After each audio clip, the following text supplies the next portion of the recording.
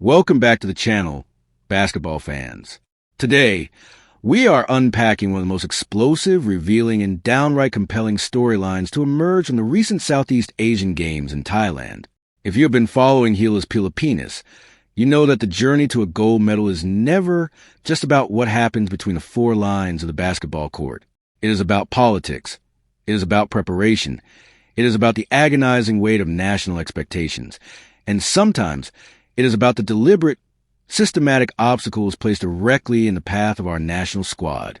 We are diving deep into the recent, hard-hitting statements made by none other than Matthew Wright, a seasoned veteran of the international game, a lethal sniper whose history with the national team is as dramatic as it is impactful.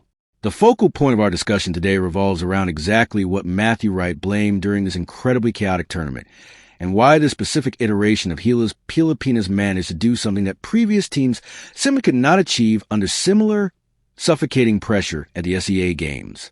The narrative we are about to unravel is not just your standard post-game recap. It is a profound, exhaustive look into resilience, the grit, and the undeniable heart of Philippine basketball. Let us rewind the clock just a bit to set the proper stage for this saga. You have to remember the heartbreak of Hanoi in 2022. You have to remember the shock that reverberated through the entire Philippine archipelago when the absolute unthinkable happened. Our ironclad, seemingly eternal grip on the Southeast Asian Games men's basketball gold medal was broken, snapped, taken from us by an emerging, highly disciplined Indonesian side. That loss was not just a defeat on the scoreboard. It was a collective trauma for a basketball-crazy nation that treats the sport as a religion. It led to endless debates on television, pointing fingers on social media, and a massive soul-searching process within the Samahang basketball in Pilipinas. Matthew Wright was there on that floor in Vietnam. He felt that unparalleled sting of defeat. He absorbed the heavy criticism from fans who demanded perfection. So, when the call came from Coach Norman Black to represent the flag once again in Bangkok for the 2025 SEA Games, Wright did not hesitate for a single second. He entered this tournament with a singular, burning desire for absolute vengeance. This was a redemption tour, a mission to right the historical wrongs of the past and restore the pride of the Philippines on the regional stage. But the host nation, Thailand, had entirely different plans for our boys. Knowing full well the talent pool the Philippines possesses, the organizers implemented stringent, highly controversial, and targeted eligibility rules. They zeroed in on naturalized players and enforced incredibly strict passport requirements, specifically the rule regarding securing a passport before the age of 16. This was a calculated, bureaucratic maneuver essentially designed to paralyze the Gilas roster construction before the first whistle was even blown in Bangkok. They wanted to strip us of our size, our experience, and our international flair. This is the absolute crux of what Matthew Wright spoke about in the aftermath of their glorious victory. He did not mince words. He pointed the blame directly at the host organizers for doing absolutely everything in their political and administrative power to make it impossible for Philippines to field a cohesive, competitive team. It was a clear attempt to derail the Philippine redemption arc. Yet, as we have seen so many times in the storied history of our sport, immense adversity birthed an absolute miracle. Instead of folding, instead of complaining and making excuses, the specific team of Gilas did something incredibly unprecedented. They bonded in a way we rarely see in modern, hastily assembled national teams. They locked in defensively. They ignored the deafening external noise, the frustrating administrative roadblocks, and the hostile environment. And they delivered an absolute masterclass in heart and execution to rightfully reclaim the gold medal on foreign soil. Today, we are going to dissect every single angle of Matthew Wright's powerful revelation. We will break down the psychological warfare inherent in the SEA Games, the tactical brilliance of Coach Norman Black in navigating these muddy waters, and the ultimate, poetic redemption of our national heroes who refuse to be denied. Settle in, grab a seat, and listen closely, because this is going to be an absolute masterclass in understanding the true, unyielding grit of Gilas Pilipinas.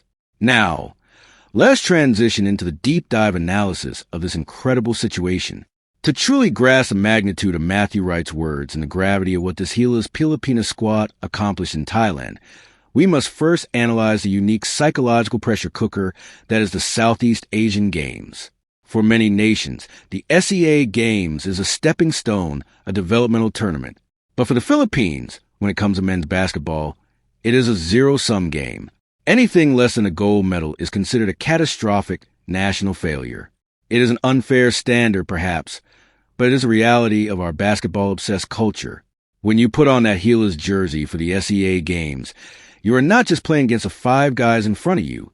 You are playing against the ghosts of past champions, the expectations of over 100 million Filipinos, and the immense pressure to uphold a dynasty. Matthew Wright understands this pressure better than almost anyone. Here is a player who has experienced the absolute highest highs and the lowest lows of international basketball. From hitting clutch, game-winning shots, to being suspended in the infamous brawl against Australia years ago, to enduring the agonizing silver medal finish in Hanoi. Wright's career with the national team has been a roller coaster of pure emotion. When he spoke to the media after winning the gold in Bangkok, you could hear the raw, unfiltered emotion in his voice. He stated clearly that he came into this tournament trying to avenge the loss from 3 years ago. But the revelation that truly sent shockwaves through the basketball community was his blunt assessment of the host nation's tactics. He explicitly blamed the organizers, stating that Thailand did everything possible to make it difficult for the Philippines to even form a team. Let us break down exactly what he means by that, because this is where the off-court politics directly intercept the on-court product. In international basketball, the rules regarding player eligibility can often be weaponized by host nations. The Samahang Basketballing Pilipinas, or SBP, faced an absolute nightmare scenario in the months leading up to the Bangkok Games. The host country enforced a strict interpretation of FIBA eligibility rules, specifically barring naturalized players and heavily scrutinizing players who acquire their passports after the age of 16. Think about the immediate, devastating impact of that ruling. We are talking about the potential exclusion of absolute game changers, players who have bled for the flag and carried the team in crucial windows. The SBP was openly frustrated. Coach Norman Black, a legendary tactician, who took on this monumental task, suddenly found his playbook thrown out the window. He had to scramble. He had to pivot. He was looking at a severely depleted front court and a roster that lacked the sheer size we usually rely on to dominate the paint in regional competitions. This is where the narrative shifts from administrative frustration to athletic triumph. According to Matthew Wright, instead of letting these targeted restrictions fracture their spirit, the adversity served as the ultimate catalyst for unity. This is what a team of Gilas usually struggles with when faced with sudden roster changes and limited preparation time. Historically, when Philippine teams are thrown together at the last minute, with key players missing in rotations completely out of whack, we rely entirely on isolation plays, individual brilliance, and raw talent to bail us out. Sometimes it works, but against disciplined teams that run structured systems, it leads to disaster, exactly what happened against Indonesia in Hanoi. But this time it was different. This Gilas team did not do what past teams might have done. They did not fracture. They did not play selfish basketball. They did not let the lack of preparation time dictate their effort on the defensive end of the floor. Wright revealed that they essentially only had 2 solid weeks to truly prepare as a complete unit. 2 weeks. In the realm of international basketball, where teams like Thailand and Indonesia have been practicing their offensive sets and defensive rotation for months, 2 weeks is practically nothing. It is a drop in the bucket. Yet, Wright noted that the deliberate difficulty imposed on them made the team band together more. This is the intangible, unquantifiable element of sports that analytics cannot measure.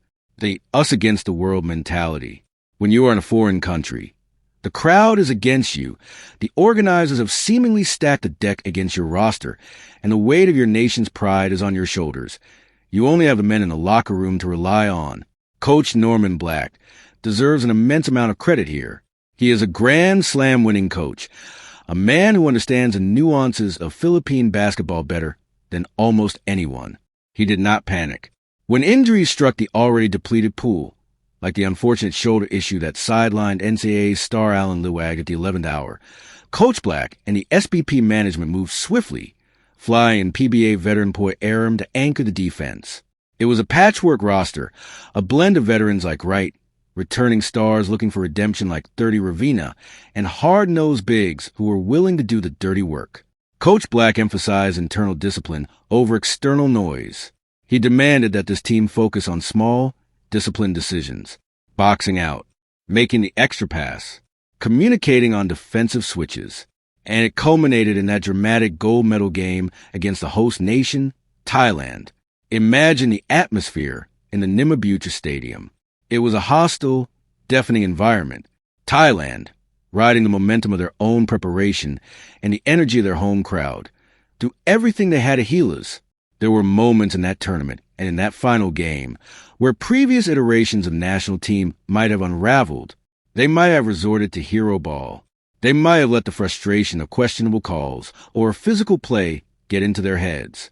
But not this team. Matthew Wright, fulfilling his role as a seasoned veteran, provided the crucial floor spacing and veteran leadership necessary to keep the offense flowing. When Thailand threatened to pull away, the Philippines responded with cold, calculated execution. They hit their free throws. They secured vital defensive rebounds. They played a brand of unselfish, gritty basketball that silenced the home crowd and proved that heart and tactical discipline can overcome any bureaucratic hurdle. This victory is a monumental testament to the character of the players who answered the call. Think about Matthew Wright's perspective. He is 34 years old now. He is playing overseas in the Japan B-League, securing his future and playing at a high level. He does not need to subject himself to the grueling, often thankless task of playing in the SEA games. He does not need to risk injury or subject himself to the harsh criticism of the local fans. But when asked why he returned, his answer was profound and deeply patriotic. He said, "Anytime the country calls me, I am going to play no matter what tournament it is." That is the essence of Gilas Pilipinas. It is a brotherhood forged in the fires of national expectation. The fact that they secured the gold medal despite the host country's obvious attempts to level the playing field through administrative technicalities makes this victory incredibly sweet. It sends a resounding message to the rest of the region. You can change the rules. You can restrict our roster. You can give us only 2 weeks to prepare. But you cannot measure the heart of the Filipino basketball player. The obstacles placed in front of them did not weaken them. It sharpened their focus. It gave them a tangible enemy to unite against. Matthew Wright blaming the organizers was an excuse. It was an acknowledgement of the battlefield they were forced to fight on. He highlighted the adversity not to complain, but to elevate the magnitude of their achievement. They did not just beat the 5 guys on the floor. They beat the system that was designed to see them fail. As we look deeper into the tactical adjustments made during this run, we have to talk about the defensive identity this team adopted. Without the overwhelming height advantage we usually enjoy with our naturalized centers, the perimeter defenders had to work twice as hard. Players had to fight over screens, close out on shooters with absolute precision, and most importantly, gang rebound. Every single player, from the point guard to the center, had to commit to crashing the boards. This requires a level of physical exertion and mental stamina that is incredibly difficult to maintain over the course of a condensed tournament. But they did it. They bought into Coach Norman Black's system completely. They understood that their margin for error was razor thin, and they played with a sense of urgency that was palpable on the screen. This deep dive into the 2025 SEA Games campaign reveals a crucial evolution in the Gilas Pilipinas program. For years, we have relied heavily on the sheer talent of our individual stars to bail us out of tight situations. We have leaned on the isolation brilliance of our guards and the overwhelming presence of our imports. But this tournament proved that we are capable of winning differently. We are capable of winning with grit, with superior preparation in a condensed time frame, and with a unified team culture that refuses to fracture under pressure. Matthew Wright's candid comments shed light on the reality of international competition in our region. It is not always a fair fight. The deck is sometimes stacked against us. But true champions do not look for an even playing field. They figure out how to win on the one they are given. This victory also serves as a massive vindication for the players who endured the heartbreak of 2022. The narrative surrounding Matthew Wright, 30 Ravina, and others who were part of that Hanoi squad has been rewritten. They are no longer defined by that shocking loss to Indonesia. They are now defined by their resilience, their willingness to return the fray, and their ability to conquer adversity on foreign soil. They stared down the demons of their past failures, navigated a minefield of eligibility controversies, and emerged victorious. This is a story of athletic redemption that transcends the sport itself. It is a story about the power of accountability, the importance of adapting to unforeseen challenges, and the undeniable strength of a team that chooses unity over division. As we wrap up this extensive, highly detailed coverage of Matthew Wright's explosive comments and the phenomenal triumph of Gilas Pilipinas at the 2025 Southeast Asian Games, it is crucial to reflect on the broader implications this victory holds for the future of Philippine basketball. What we witnessed in Bangkok was not merely a successful campaign to reclaim a piece of regional hardware. It was a defining moment of character building for the entire national team program. We saw a blueprint for how to handle extreme adversity, a masterclass in blocking out the noise, and a perfect example of what could be achieved when a group of talented individuals truly surrender their egos for the sake of flag. Matthew Wright pulling back the curtain and bluntly blaming the host nation for their deliberate attempts to handicap the Philippine roster could have been perceived as mere sour grapes had the team lost. But because they won, and because they won in such a grueling, unified manner, his words serve as a powerful testament to the sheer magnitude of their accomplishment.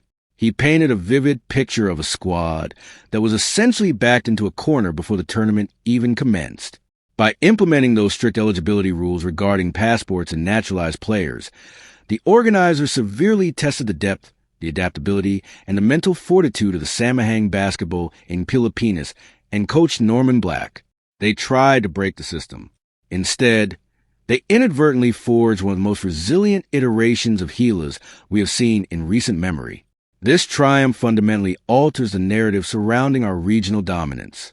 It proves that the Philippines does not strictly need to rely on overwhelming size or the presence of specific naturalized anchors to win in Southeast Asia, provided the team commits to a rigid, defensively sound, and completely unselfish brand of basketball. The fact that a hastily assembled team, given roughly 2 weeks of comprehensive preparation time, could march into a hostile arena and dismantle a well-prepared host nation speaks volumes about the raw talent and the basketball IQ inherent in our players. But more importantly, it speaks to their heart. When Wright stated that the obstacles made them band together more, he highlighted the exact quality that has sometimes been missing in past national squads burdened by massive expectations and loaded with individual superstars. Often, a team of Gilas under immense pressure might resort to pointing fingers, complaining about the lack of preparation, or giving up defensively when offensive shots simply refused to fall. But this squad simply did not do that. They refused to accept the narrative that they were at a disadvantage. They flipped the script. They used the unfairness of the situation as premium fuel. Every questionable call, every hostile chant from the crowd, and every administrative hurdle was utilized to tighten their bond. Moving forward, this Bangkok campaign should be heavily analyzed and utilized as a standard bearer for future Gilas teams. It teaches the vital lesson that international basketball is as much about psychological warfare and adaptability as it is about X's and O's.